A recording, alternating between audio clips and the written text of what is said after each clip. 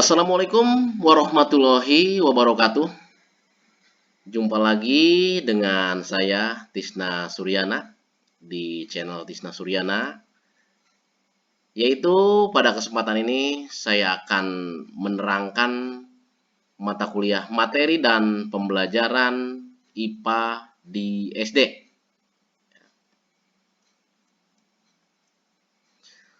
Sebelum memulai kegiatan penjelasan ini, kegiatan tutorial, agar kita mendapatkan lindungan, agar kita diberikan kelancaran, marilah kita berdoa terlebih dahulu. Berdoa dimulai.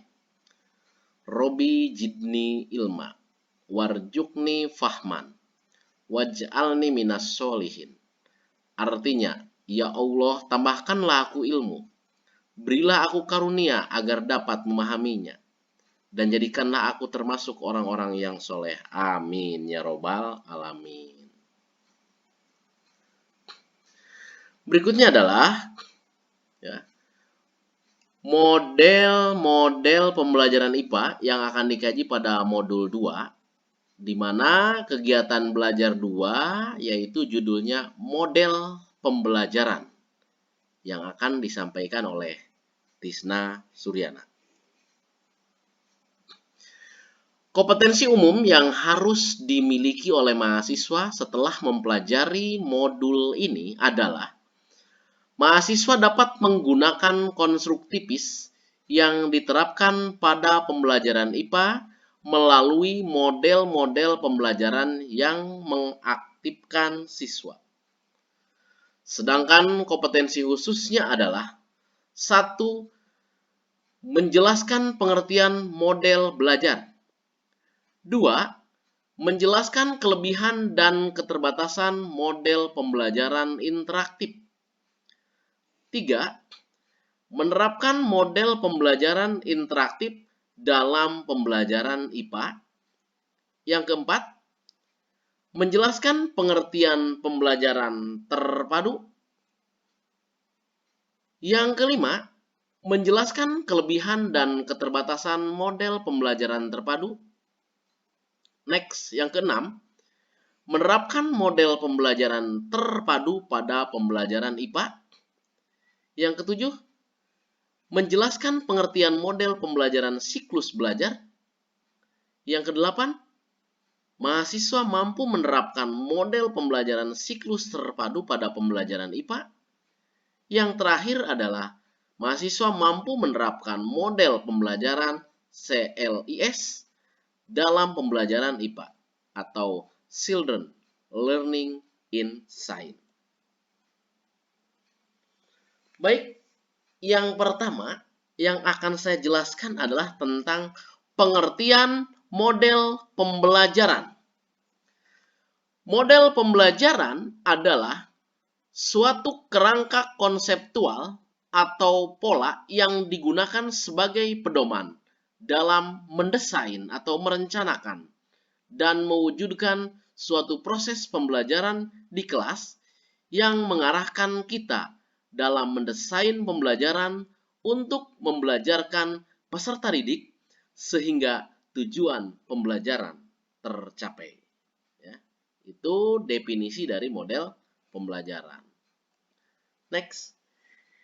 Di sini saya sajikan terkait dengan taksonomi model, pendekatan, strategi, metode, teknik, atau taktik pembelajaran. Jadi kalau kita lihat dalam bagan ini gitu ya, yang paling tinggi urutannya itu adalah model.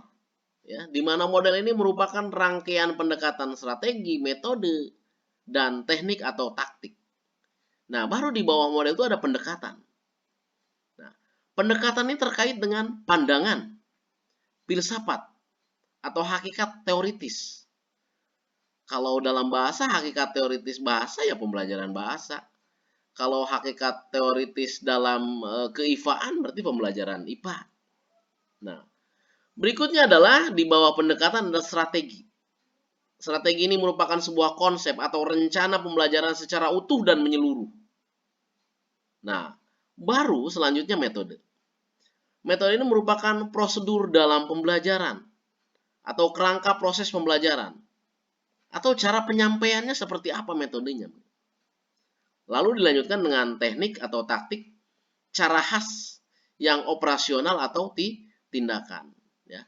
Kemungkinan kalau masih ada lagi di bawahnya misalnya style mengajar ya atau gaya mengajar terkait dengan pribadi atau karakteristik masing-masing individu dari guru atau dari peserta dari pendidik ya. Next. Nah, secara umum bahwa model pembelajaran menjadi sebuah kerangka yang ada di berbagai dan mengait kepada hierarki ataupun urutan-urutan yang ada pada pendekatan, strategi, metode, teknik ya. Nah, pendekatan pembelajaran sebetulnya apakah kita melakukan pendekatan yang berpusat pada murid atau yang berpusat pada guru ya?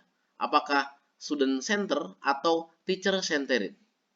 Nah, baru nanti strategi pembelajarannya, apakah kita pembelajaran individu, perorangan, atau pembelajaran kelompok, atau pembelajaran grup, atau pembelajaran penemuan, ya, pencarian. Baru di situ menggunakan metode pembelajaran, cara menyampaikannya. Apakah dengan ceramah, apakah dengan diskusi, atau simulasi, atau juga eksperimen atau percobaan, dan sebagainya. Baru teknik dan taktik pembelajaran. Ini spesifik, individual, dan unik. Ya. Nah, kalau misalnya kita menghadapi orang-orang yang normal, berarti kita punya teknik atau punya strategi tertentu dalam membelajarkan anak. Tetapi kalau yang dihadapinya adalah anak-anak SKH atau SLB, berarti ada strategi khusus di sini yang dilakukan. Apakah dengan bahasa isyarat, apakah dengan huruf braille dan lain sebagainya. Nah, baru ini secara keseluruhan dilingkupi oleh model pembelajaran. Ya. Nah, kalau terkait dengan gaya mengajar atau style mengajar, itu kemungkinan dia berada di bawah teknik tadi. Karena masing-masing orang, masing-masing individu, baik laki-laki atau perempuan, pasti memiliki style dalam hal mengajar yang berbeda-beda. Ada yang gaya mengajarnya cepat, ada yang gaya mengajarnya lambat, ada yang gaya mengajarnya menggunakan cara yang khas dan lain sebagainya gitu ya, terkait dengan karakteristik mungkin. Next. Berikutnya pengertian model pembelajaran interaktif adalah model pembelajaran interaktif merupakan suatu cara atau teknik pembelajaran yang digunakan guru pada saat menyajikan bahan pelajaran di mana guru pemeran utama dalam menciptakan situasi interaktif yang edukatif, yakni interaksi antara guru dengan siswa, siswa dengan siswa, ya, atau siswa dengan sumber pembelajaran dalam menunjang tercapainya tujuan pembelajaran. Jadi terjadi multi arah, ya, terjadi interaksi multi arah ini, ya, yang memungkinkan terjadinya pembelajaran yang sifatnya dinamis, menggembirakan dan menyenangkan begitu. Ya. Kebaikan dan keterbatasan pembelajaran interaktif sebetulnya sama ini, seperti keunggulan dan kelemahan begitu ya untuk pembelajaran interaktif. Yang pertama keunggulannya atau kebaikannya, siswa belajar mengajukan pertanyaan, mencoba merumuskan pertanyaan, mencoba menemukan jawaban terhadap pertanyaan dengan melakukan kegiatan observasi atau pengamatan atau penyelidikan atau penelitian. Akibatnya apa? Dampaknya apa? Anak akan menjadi kritis dalam berpikir. Kemudian pertanyaan anak dikumpulkan dan ditindaklanjuti. Harus ini di-list oleh kita. Ya. Di-list, kemudian dibuat dari yang esensial ke kurang yang sampai kurang yang esensial, kemudian kita agar apa? Ketika anak bertanya itu merasa dihargai gitu pertanyaannya atau kalau menjawab pendapatnya begitu, ya. Next. Keterbatasannya adalah karena terpola atau dipolakan, ya, atau sebuah rutinitas, maka model ini menjadi rutin atau periodik dan kehilangan tujuan yang esensi begitu ya. Karena tadi terlalu memikirkan pola-pola tadi begitu, rutinitas tadi. Berikutnya adalah siswa harus berpikir tentang suatu objek atau kejadian atau peristiwa dengan sungguh-sungguh, dengan serius, bukan sebagai suatu hal yang rutin. Nah, kita lihat di sini ada langkah-langkah model pembelajaran interaktif ya. Kalau kita lihat ini dimulai dari persiapan ya. Persiapan bahwa guru dan siswa mencari latar belakang topik yang akan dijelaskan. Kemudian di sini ada pengetahuan awal, guru menggali ya. Kemudian menggali pengetahuan awal siswa mengenai hal-hal yang telah diketahui tentang topik yang akan dikaji. Kemudian berikutnya guru mengeksplorasi, dilakukan kegiatan untuk memancing, untuk memotivasi, untuk memberikan minat, untuk menstimulus rasa ingin tahu siswa, curiosity siswa, terutama curiosity yang positif. Berikutnya adalah ada beberapa pertanyaan siswa. Siswa diberi kesempatan untuk bertanya dalam kelompoknya. Kemudian dilakukan penyelidikan atau penelitian. Siswa melakukan penyelidikan atau pengamatan di dalam kelompok. Ya. Nah, pada saat penyelidikan, kemudian ada pertanyaan-pertanyaan yang bisa dijawab langsung, kemudian ada pertanyaan-pertanyaan yang ditunda. Ya. Nah, dilanjutkan pada pengetahuan akhir. Siswa membacakan hasil penyelidikan. Nah, terdapat perbandingan yang harus diteliti, yang harus diukur antara pengetahuan awal dan pengetahuan akhir. Pengetahuan awal itu adalah pengetahuan yang belum mendapatkan sebuah perlakuan terkait dengan adanya eksplorasi, adanya pertanyaan, ada penyelidikan gitu. Nah, setelah melewati tahap itu bagaimana pengetahuan akhirnya? Berikutnya yang akan dilanjutkan kepada refleksi. Siswa dirangsang untuk mengemukakan berbagai macam pendapat atau mengeneralisasikan apa yang telah dikaji atau apa yang telah dipelajari secara bersama-sama. Lanjut.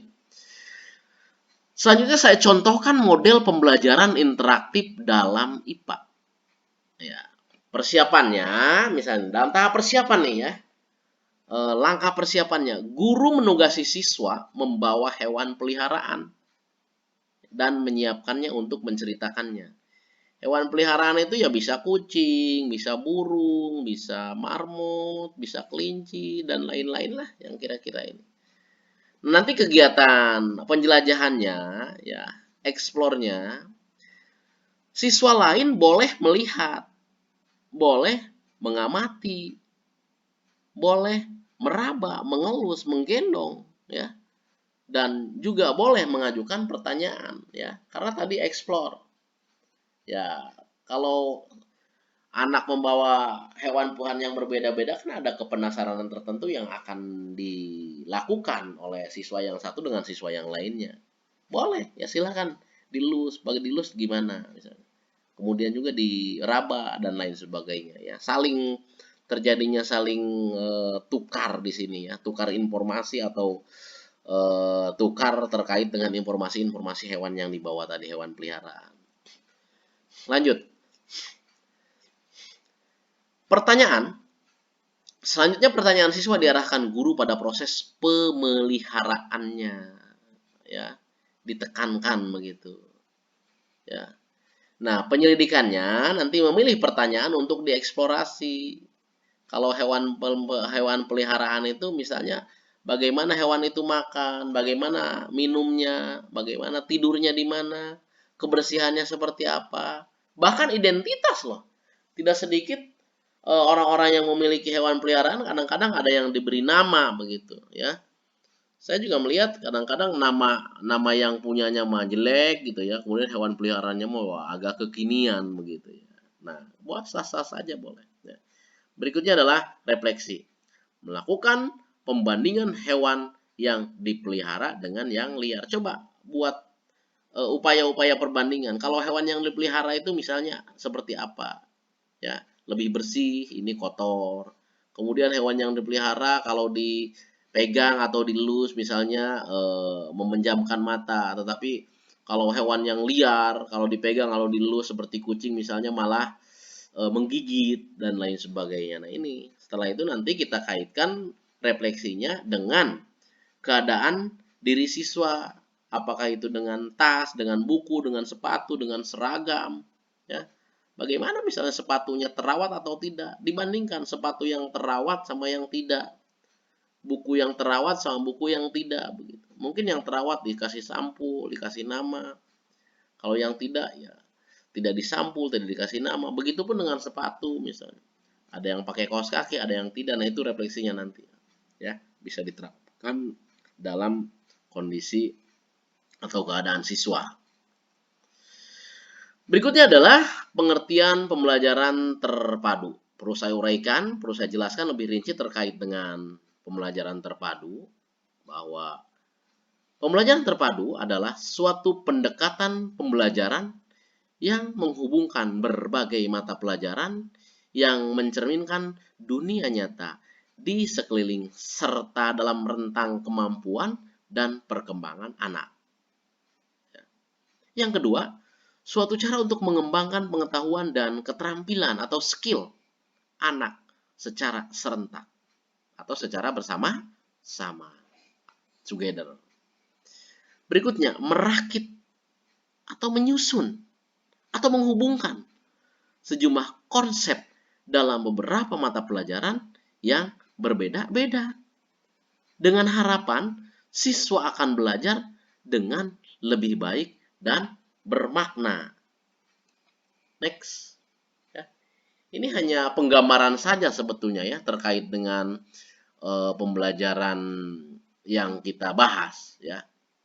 Jadi kalau misalnya dalam pembelajaran terpadu, kalau yang dikajinya tentang pernapasan manusia, maka secara biologi yang dikaji itu adalah fungsi alat pernapasan atau respirasi. Bagaimana kalau secara bidang kimia?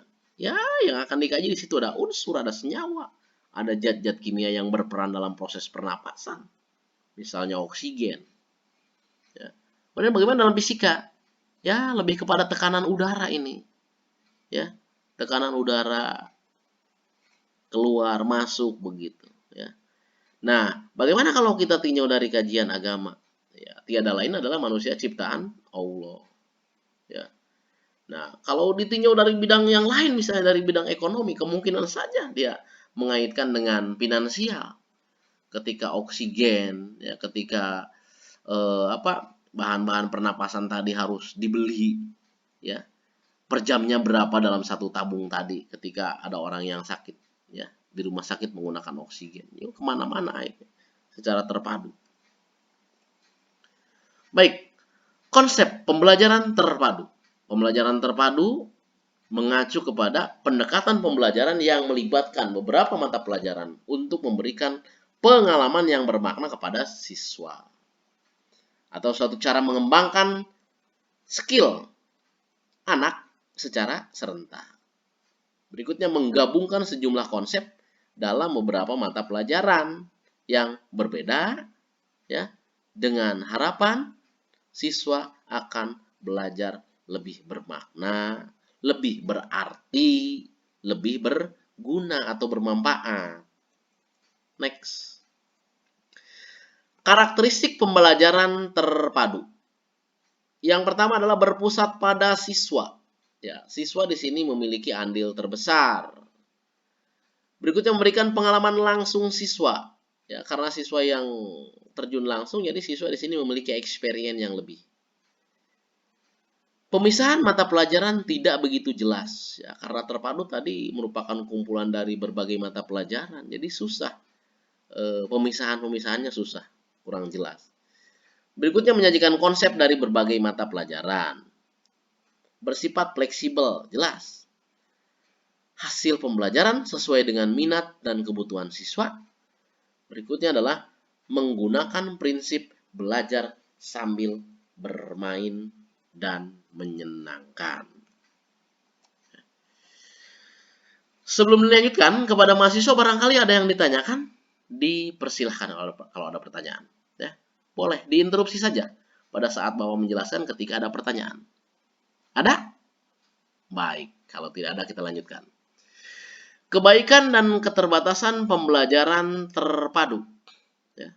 Kebaikannya adalah siswa diajak untuk mengamati gejala alam sebagaimana adanya, tidak dipilah-pilah, ya, tidak dibeda-bedakan, tidak dikotak-kotakan, tetapi secara menyeluruh. Ya. Apakah itu dipilah menurut biologi, menurut kimia, menurut fisika? Tidak, tidak disekat-sekat seperti itu, tapi diglobalkan saja begitu. Kemudian keterbatasannya atau kelemahannya adalah jika konsepnya sudah kompleks, maka sulit dipadukan atau guru mengalami kesulitan untuk memadukannya. Nah, ini keterbatasannya ya. Tapi biasanya kalau seorang guru ya bisa saja mencari strategi atau mencari cara bagaimana untuk memadukan hal-hal konsep yang kompleks tadi sehingga menjadi sebuah yang sederhana begitu ya. Langkah-langkah penyusunan model pembelajaran terpadu. Yang pertama mengkaji GBPP IPA ya. Yang kedua membuat bagan konsep. Yang ketiga memilih tema sentral. Yang keempat membuat TPK tujuan pembelajaran khusus. Yang kelima membuat bahan bacaan berupa cerita yang mengacu pada tema. Yang keenam menyusun schedule kegiatan atau jadwal kegiatan. Yang ketujuh, menyusun kisi-kisi perangkat tes dan soal awal. Ya, sangat penting sekali nih ya, menyusun kisi-kisi terutama ketika kita mau membuat soal. Ya, jadi catatan ketika kita mau membuat soal harus diawali dengan kisi-kisi.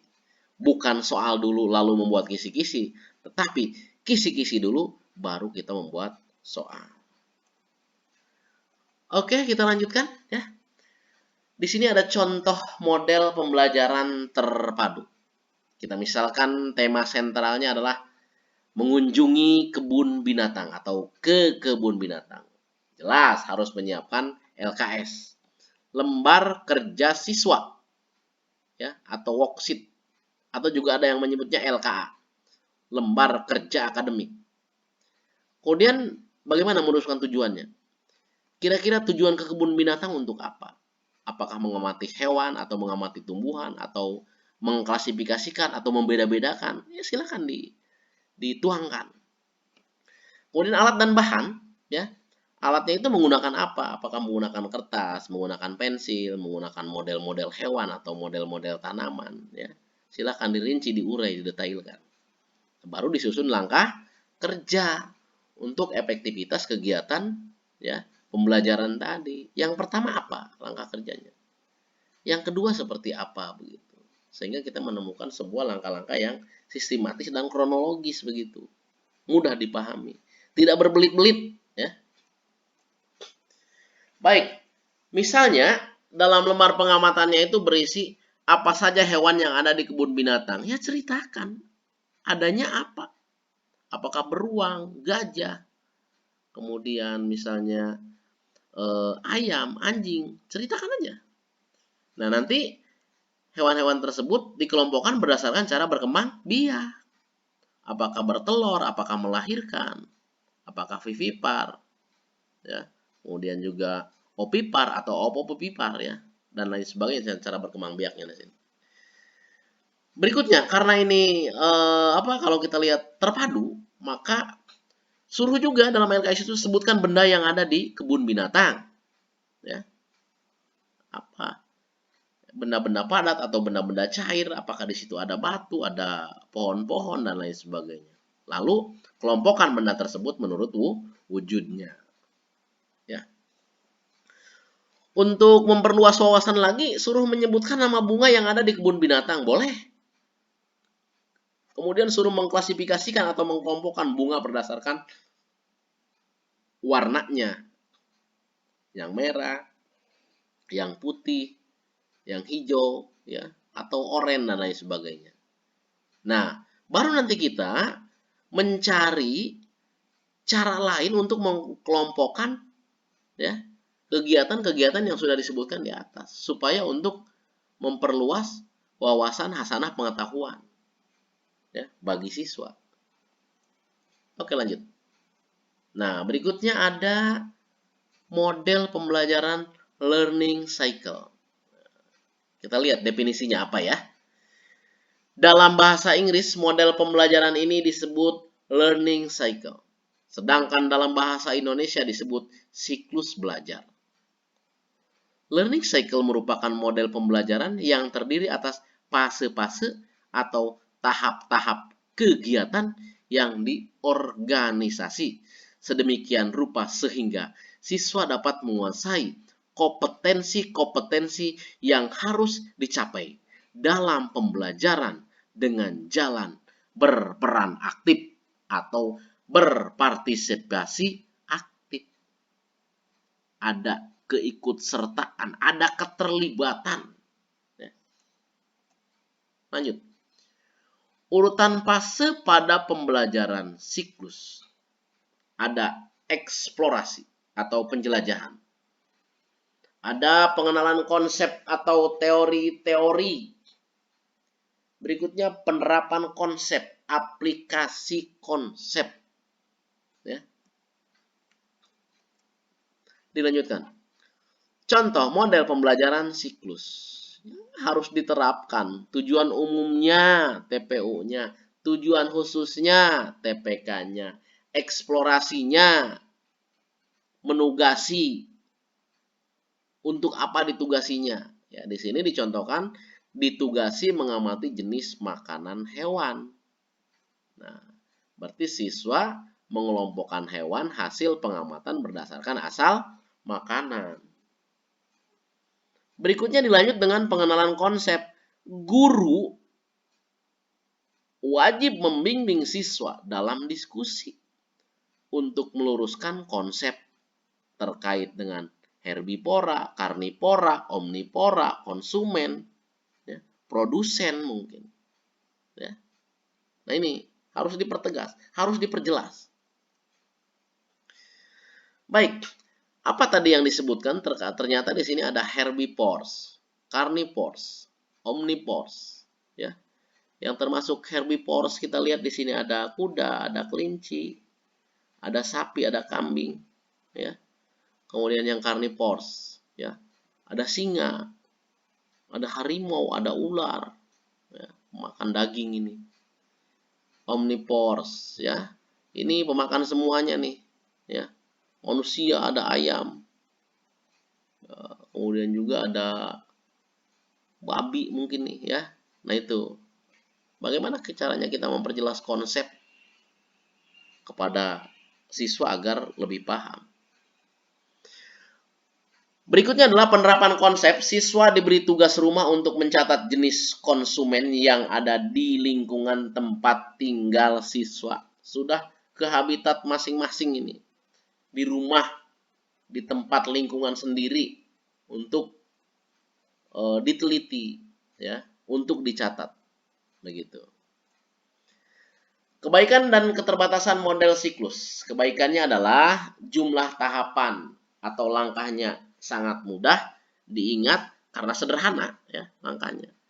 Keterbatasannya biasanya nih suka mengait, suka berhubungan, ya. Jika tahap pertama kurang berhasil, tahap berikutnya juga kurang memuaskan atau bermakna. Begitu. Jadi harus ekstra terhadap tahapan-tahapan, terhadap fase-fase. Bagaimana ketika di fase 1 ini kurang berhasil, kemudian di fase 2-nya kalau bisa ya lebih berhasil lagi, lebih baik lagi, ada revisi, ada perbaikan di situ. Sehingga nanti menjadi hasil yang memuaskan, ya, atau hasil yang betul-betul bermakna. Nah, berikutnya terakhir adalah model pembelajaran CLIS, Children Learning in Science. Apa itu CLIS, ya? Cekidot, kita simak nih. CLIS, Children Learning in Science, merupakan model pembelajaran yang berusaha mengembangkan ide atau gagasan siswa tentang suatu masalah tertentu dalam pembelajaran serta merekonstruksi ide atau gagasan berdasarkan hasil pengamatan atau percobaan. Next. Ini model belajar CLIS ya. Model pembelajaran CLIS adalah kerangka berpikir untuk menciptakan lingkungan yang memungkinkan terjadinya kegiatan belajar mengajar yang melibatkan siswa dalam kegiatan pengamatan dan percobaan dengan menggunakan lembar kerja siswa. Yang kedua, model pembelajaran CLIS bertujuan membentuk pengetahuan konsep ke dalam memori siswa agar konsep tersebut dapat bertahan lama karena menggunakan sederet tahapan kegiatan siswa dalam mempelajari konsep yang diajarkan. Ini langkahnya nih, langkah urutan pembelajaran CLIS. Ada orientasi, ada pemunculan masalah, ada penyusunan ulang gagasan yang ditempuh melalui pengungkapan dan pertukaran gagasan, pembukaan situasi konflik, konstruksi gagasan baru, dan evaluasinya. Yang keempat, ada penerapan gagasan. Yang kelima, mengkaji ulang perubahan gagasan. CLIS menurut para ahli, ya, menurut Rosalind Driver, bahwa sebenarnya isinya sama dengan yang tadi, dari mulai orientasi sampai kepada mengkaji ulang perubahan gagasan. Kemudian berdasarkan tahapan tersebut maka dikemukakan karakteristik model pembelajaran CLIS antara lain dilandasi oleh pandangan konstruktivisme, pembelajaran berpusat pada siswa, melakukan aktivitas hand on, ya, mind on, ya, mengerjakan, meneruskan, melakukan hal-hal yang esensial, yang penting, yang nyata, prakteknya begitu. Karena kan menggunakan lingkungan sebagai sumber belajar. Ini model pembelajaran CLIS, bisa dilihat di tabel ya. Tahapan orientasi, kemudian pemunculan gagasan. Pada orientasi ini kegiatan guru misalnya apa, kegiatan siswa juga apa, ya keterangannya memperjelas yang tadi. Ya. Kemudian pada langkah yang ketiga, pada model pembelajaran CLIS, ini ada pertukaran gagasan, ya, situasi konflik, konstruksi gagasan baru, penerapan gagasan, pemantapan gagasan. Misalnya kita lihat langkah-langkah dari tahapan-tahapan ini tiada lain adalah merupakan penekanan masing-masing sub. Ya. Apa yang harus dilakukan oleh guru, apa yang harus dilakukan oleh siswa, dan kira-kira diperkuat dalam keterangannya itu seperti apa. Ya. Demikian yang bisa saya sampaikan. Ya, syukron, terima kasih. Kurang lebih saya mohon maaf jika ada hal-hal yang kurang berkenan. Jika ada kata-kata yang salah, saya mohon dimaafkan. Demikian, billahi taufiq wal hidayah. Assalamualaikum warahmatullahi wabarakatuh. Sebelum mengakhiri, ada baiknya kita berdoa sesudah belajar. Berdoa dimulai. Allahumma arinal haqqa haqqan warjukna tiba'ahu wa arinal batila batilan warjukna tinabahu. Ya Allah, tunjukkanlah kepada kami kebenaran sehingga kami dapat selalu mengikutinya, dan tunjukkanlah kepada kami kejelekan sehingga kami dapat selalu menjauhinya. Demikian, terima kasih.